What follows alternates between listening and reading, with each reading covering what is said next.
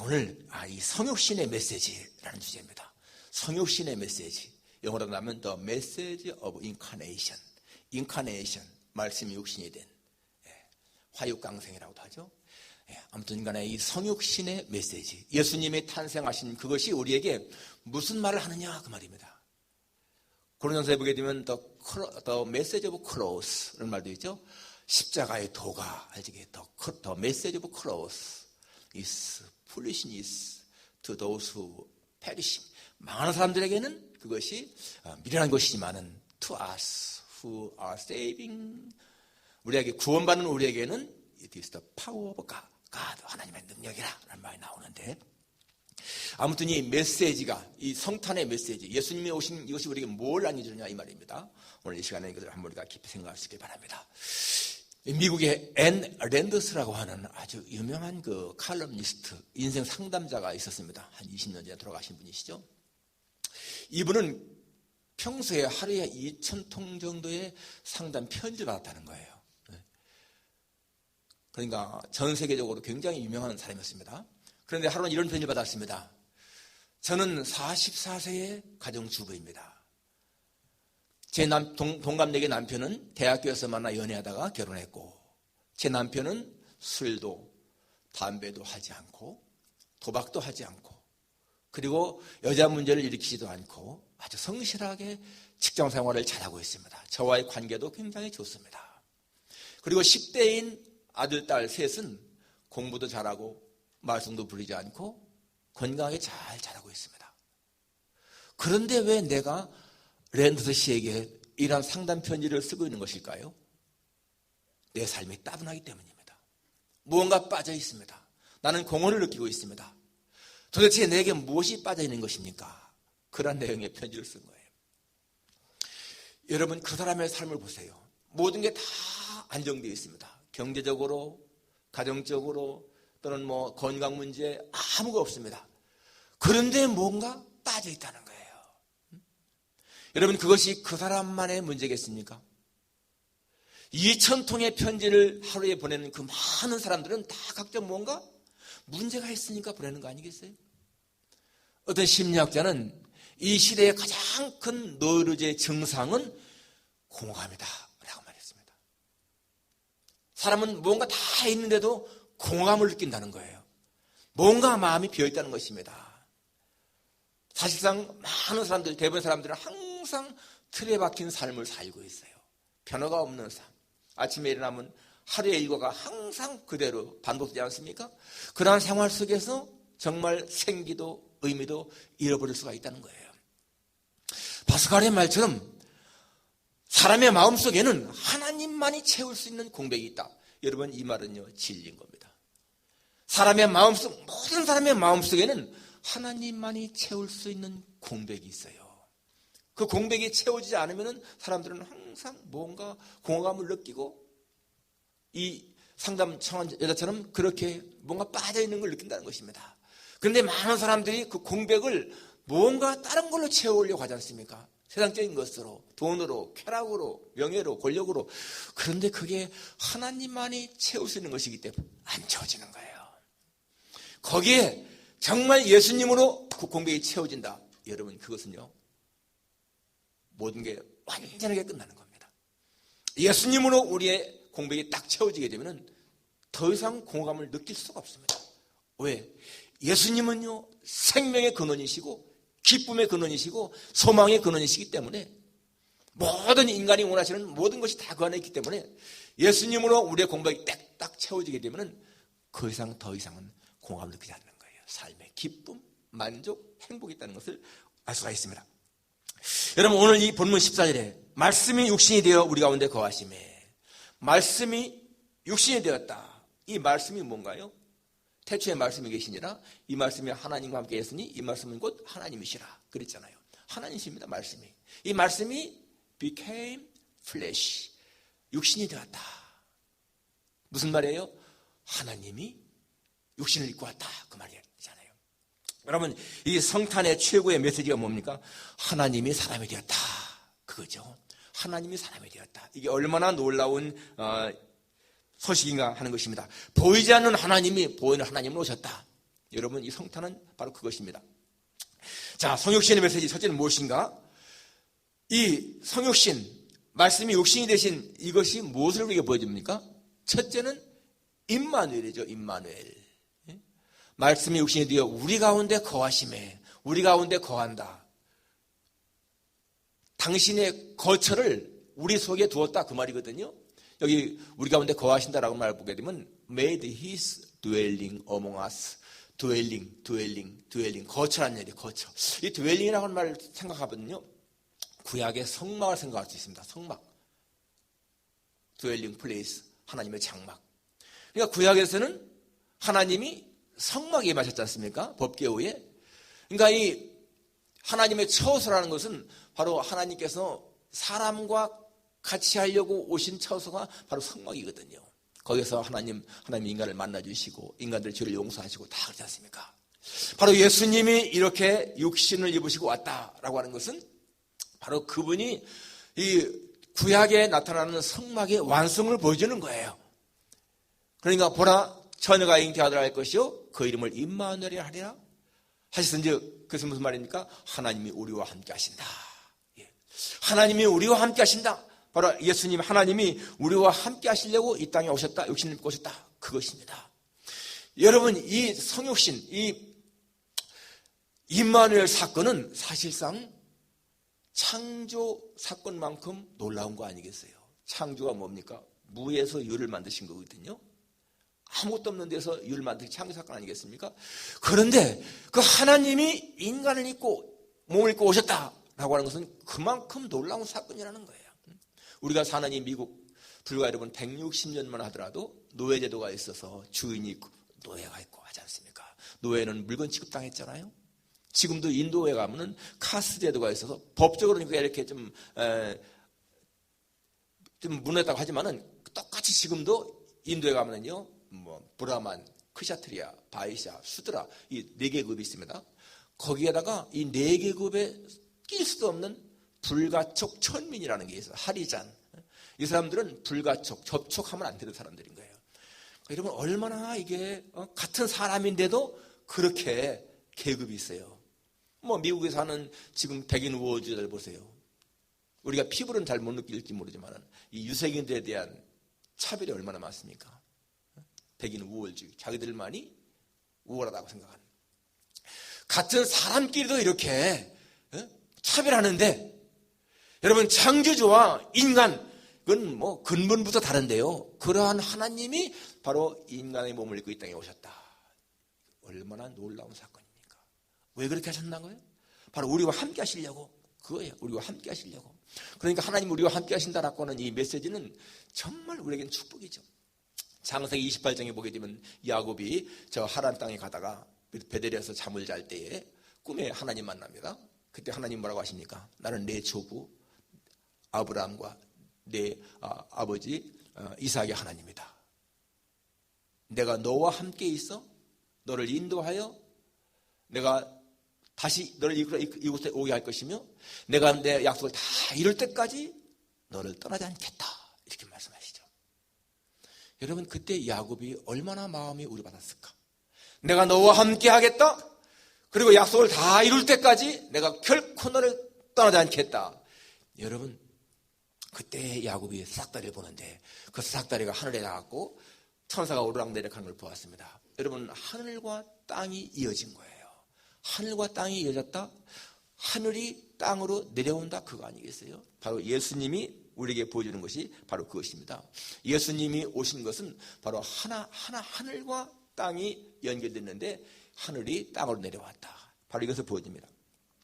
그렇기 때문에 여러분, 이제는 예수님과 하나님과 우리는 별개가 아니라는 거잖아요. 하나님이 우리 안에 거하시기 때문에 이제는 우리 안에 하나님이 계시고 내가 하나님 안에 있고, 그게 뭡니까? 하나님의 성령이 너희 안에 계시다. 하나님의 성령이 우리 안에 계시다는 거예요. 그렇기 때문에 여러분, 우리의 약함이 예수님 안에서 강함이 되고, 우리의 슬픔이 예수님 안에서 기쁨이 되고, 우리의 죽을 육체가 이제는 예수님 안에서 영원한 생명을 얻게 되고, 이렇게 변화된 거 아니겠습니까? 그러니까 하나님은 우리와 함께 하신다. 이것은 정말 우리에게 놀라운 말씀, 정말 위로의 말씀인 것을 볼 수가 있습니다. 여러분, 성경에는 우리에게 위로 주는 말씀이 많잖아요. 성경의 말씀, 하나님의 말씀 가운데 우리한테 위로 주는 말씀들이 얼마나 많습니까? 그런데 그 중에서도 내가 너와 함께한다, 이 말씀처럼 우리에게 위로 주는 말씀이 없을 거예요. 내가 너와 함께한다. 저는 교회 다닌 지가 한 60년이 넘은 것 같아요. 초등학교 때 다녔으니까. 그 60년을 살아오면서 내가 하나님 말씀을 꼭 붙잡고 있는 것, 하나님은 나를 사랑하시고 나와 함께 하신다, 그 말씀이에요. 하나님은 나를 절대적으로 사랑하시고 나를 사랑하신다, 나와 함께 하신다. 여러분, 그 말씀이 어디든지 언제든지 나한테 위로와 힘을 주는 거예요. 그렇기 때문에 내가 설령 실수할 때에도 하나님은 나를 실족하지 않게 붙드신다, 그런 확신이 있습니다. 하나님 나와 함께 하신다. 여러분, 이것만큼 우리에게 정말 힘을 주는 말씀이 없는 거죠. 여러분, 우리 각자가 진짜 이러한 하나님의 말씀을 붙잡고 살아야 돼. 하나님 말씀 붙잡는 것이 뭐예요? 하나님을 붙잡는 거고 나와 함께 하는 거예요. 나와 함께 하시마 약속하신 하나님, 내가 너를 떠나지 않고 버리지 않겠다, 내가 세상 끝날까지 너와 함께 한다. 바로 주님은 그렇게 하시려고 육신을 입고 오셨다, 그 말입니다. 성육신 인카네이션의 첫 번째 메시지는 내가 너와 함께한다, 하나님 우리와 함께한다 라고는 임마누엘인 것입니다. 두 번째는 하나님의 뜨거운 사랑을 보여주죠. 하나님의 뜨거운 사랑. 빌립보 2장에 보게 되면은 예수님은 근본이 하나님의 본체시라고 그랬어요. 그렇지만 하나님과 동등됨을 취할 것을 여기지 아니하시고 오히려 자기를 비어 종의 형체를 가져 사람들과 같이 되셨고 사람의 모양을 나타냈음에 자기를 낮추시고 죽기까지 복종하였으니 십자가에 죽으심이라.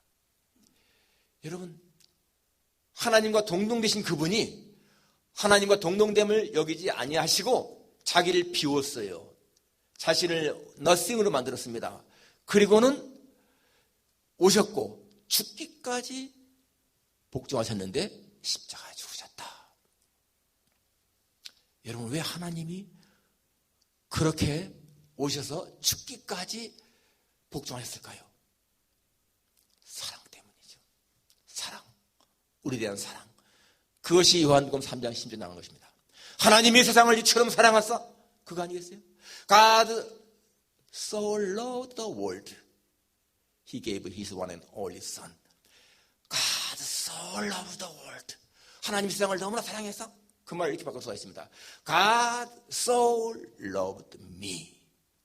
나를 너무나 사랑해서 He gave His one and only Son. 하나밖에 없는 독생자를 우리에게 주셨다. 사랑입니다, 사랑. 하나님이 당신의 몸을 입으시고 이 땅에 오신 그 목적이 사랑 때문이라 그것입니다. 여러분, 성경 전체를 관통하는 최후의 메시지가 무엇입니까? 하나님은 사랑이시다, 그거잖아요. 하나님은 사랑이시다. 하나님은 우리를 사랑하신다, 그거 아닙니까? 근데 우리는 이 하나님에 대해서 정말 정확한 지식이 있어야 되는데 그렇지 못한 경우가 많습니다. 때때로 하나님을 오해한다는 거예요. 하나님은 우리의 죄를 지적하시고 책망하시고 눈을 부릅뜨고 심판하시는 하나님. 여러분, 그러나요, 그것이 하나님의 본심이 아니라는 것을 우리가 알아야 됩니다. 하나님이 우리를 책망하시고 때리시고 심판하시고 그런 것이 하나님의 본심이 아니다. 왜? 우리가 부모 입장에 부모로도 알잖아요. 자식이 잘못할 때 책망하고 때리고 막 그렇게 하지만은, 그러나 그것이 그 아들에 대한 미움 때문입니까? 사랑 때문이잖아요. 사랑.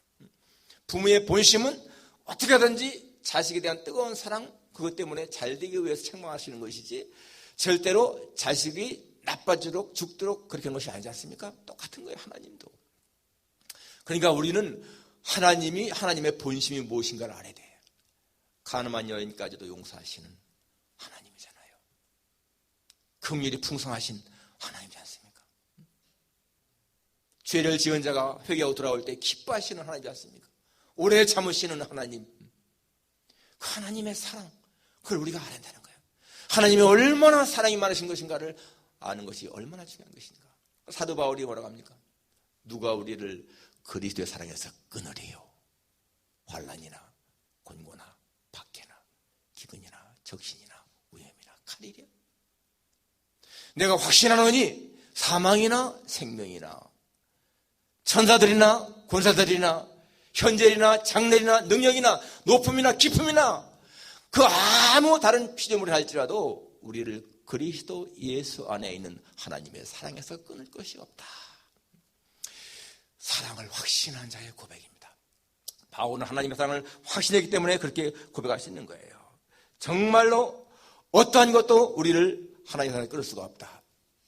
이것이 우리에게 확실하게 믿어지면은 여러분, 우리는 하나님의 사랑 앞에 감격할 수밖에 없고 하나님의 사랑에 포로가 될 수밖에 없다는 것입니다. 바로 그렇게 할 것을 보여준 것이 뭔가? 성탄, 성육신, 예수님이 이 땅에 오신 것, 그것이 바로 하나님의 뜨거운 사랑을 보여주는 것이고요. 그리고 십자가의 죽으심이 바로 예수님의 사랑을 보지 않습니까?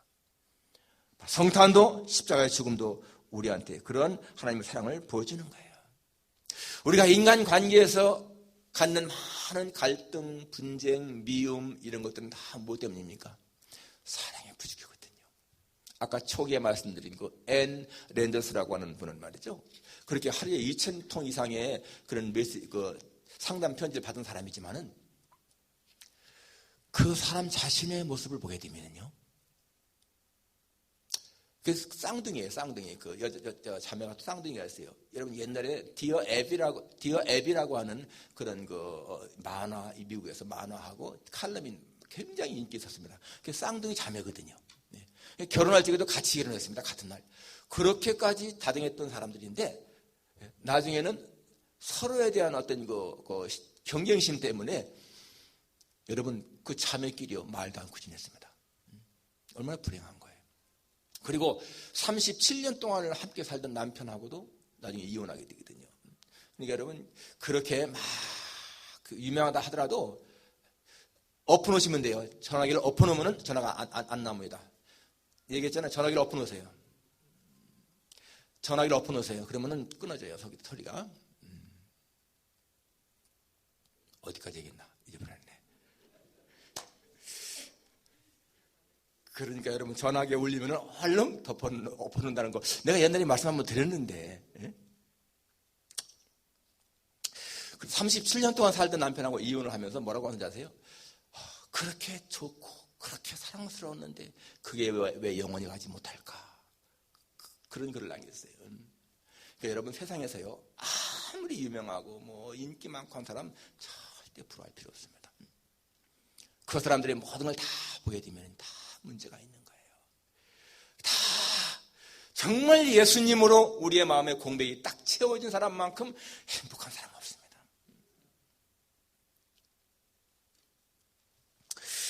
이 바울 뭐라고 고백합니까? 내가 그리스도와 함께 십자가에 못 박혔나니 그런즉 이제는 내가 산 것이 아니오 오직 내 안에 그리스도께서 사신 것이라. 그렇지 않습니까? 예수님과 함께 십자가에 못 박힌 사람은 예수님을 닮아가는 사람인 거예요. 그런 사람은 예수님의 사랑을 알게 되고요. 예수님의 겸손, 예수님의 순종 그런 거를 배웠기 때문에 정말 사랑의 사람이 되는 거예요. 다른 사람과의 갈등, 미움, 분쟁 이거요. 십자가에 죽지 못했기 때문에 생기는 것입니다. 우리가 정말 예수님과 함께 십자가에 못 박히게 되면요. 그런 거 극복할 수가 있다는 거예요. 여러분 성경 전체의 핵심이 하나님의 사랑이잖아요. 그리고 예수님 뭐라고 했습니까? 율법의 대강령이 내 마음을 다하고 목숨을 다하고 뜻을 다하고 힘을 다하여 하나님을 사랑하고 내 이웃을 내 몸과 같이 사랑하라 그랬습니다. 그러니까 이 하나님의 사랑을 깨닫고 정말 마음을 다하고 목숨을 다하고 뜻을 다하고 힘을 다해서 하나님을 사랑하고 이웃을 사랑하는 거 이것만큼 하나님을 기쁘시게 하는 것이 없어요. 바로 우리가 성탄절을 맞이하면서 이 사실을 생각하면서 그렇게 살아야겠다 하는 그런 마음으로 살아가는 게 정말 중요한 거예요. 예. 마지막 세 번째는 이 성육신은 하나님께는 영광, 땅에는 평화. 누가복음 2장에 그 예수님 탄생할 적에 천사들이 찬양하면서 그러지 않습니까? 하나님께는 영광이요, 땅에는 평화로다. 그러지 않습니까? 예.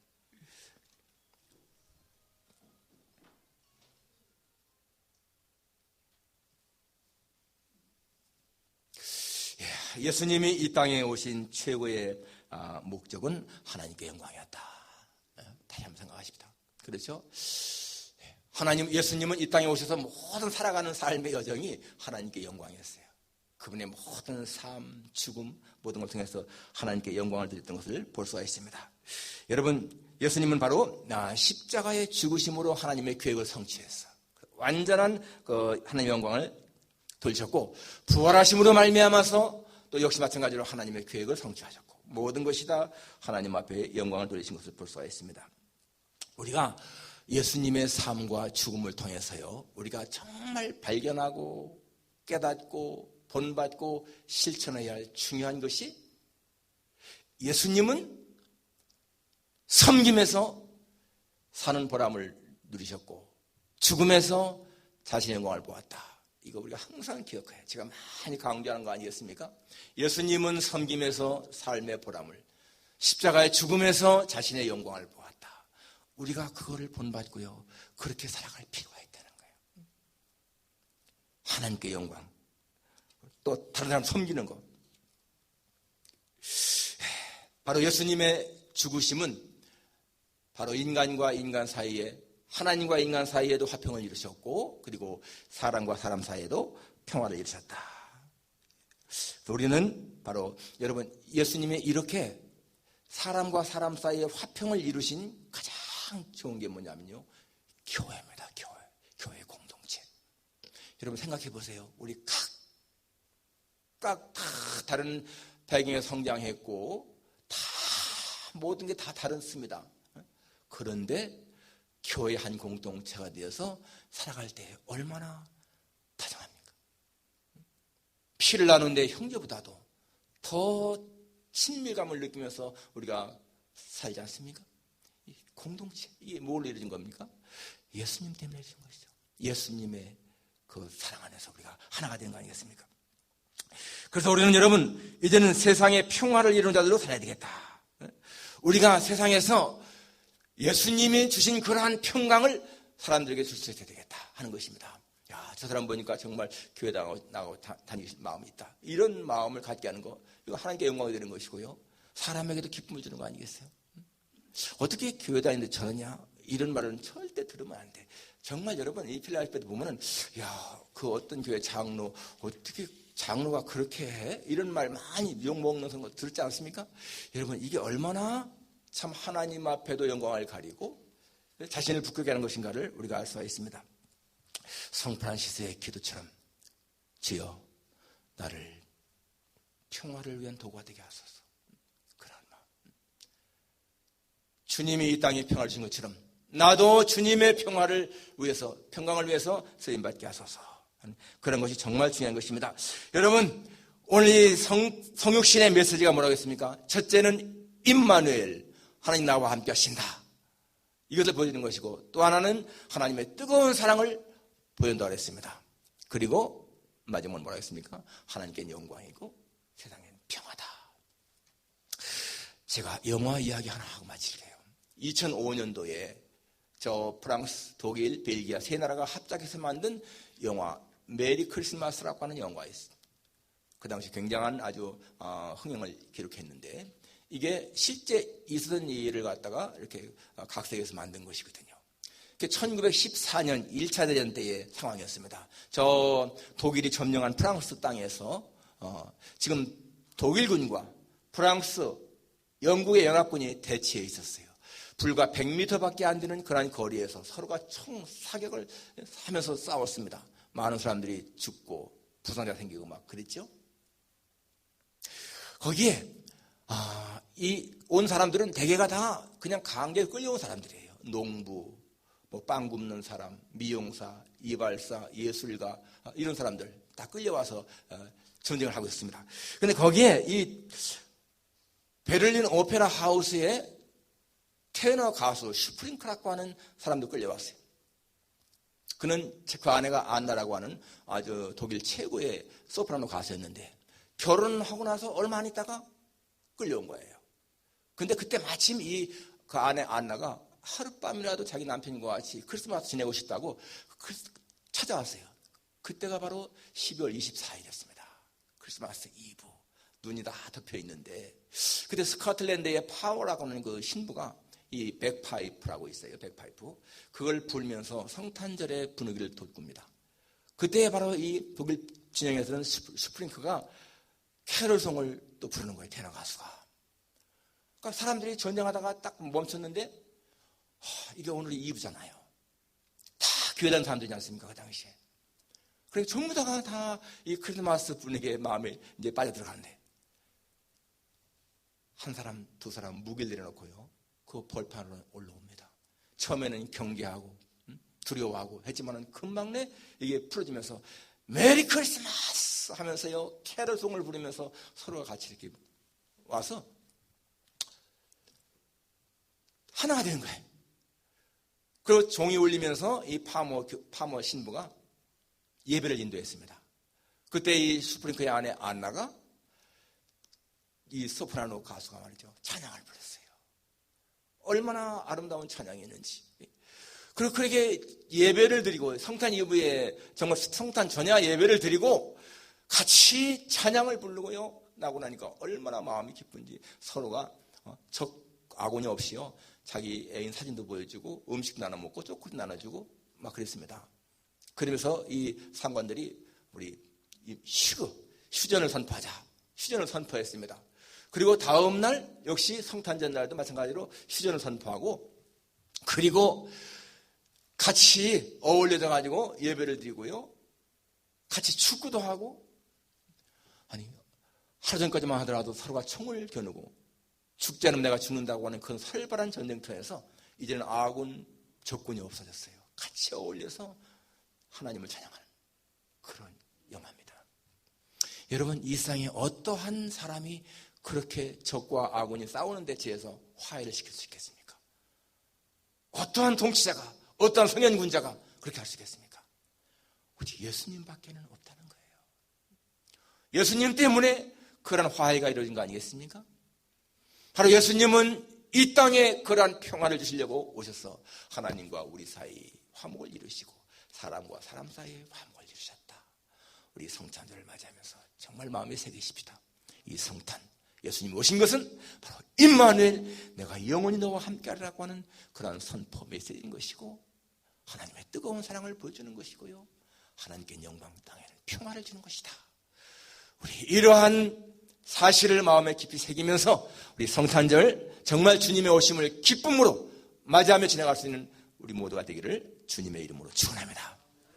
기도하겠습니다.